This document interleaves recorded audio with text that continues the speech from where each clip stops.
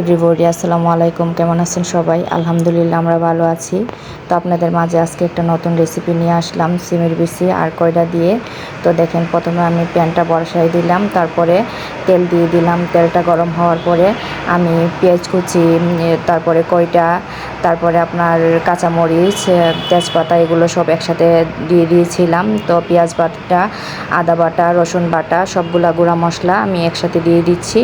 দিয়ে সিমের বিচিগুলো দিয়ে দিব। সিমের বিচিগুলো দিয়ে আমি হালকা একটু পানি দিয়ে নেড়ে ছেড়ে ঢাকনাটা ডেকে দিব। দেওয়ার পরে যখন এটা কষানো হবে, তো কষানো হওয়ার পরে গাঢ় একটা কালার আসবে, তখন আমি এটাকে আবার নাড়াচাড়া করে দিব যাতে মশলাটা একসাথে এক জায়গায় না থাকে, যাতে মিক্সড হয় সবজির সাথে।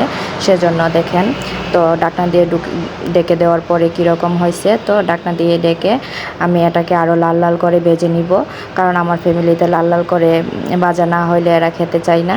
কারণ আমার শাশুড়ির ছেলেদের সবারই এটা খুব পছন্দের খাবার। তো আমার ভিডিওটা যদি আপনাদের কাছে ভালো লাগে তাহলে লাইক, কমেন্ট এবং শেয়ার করবেন।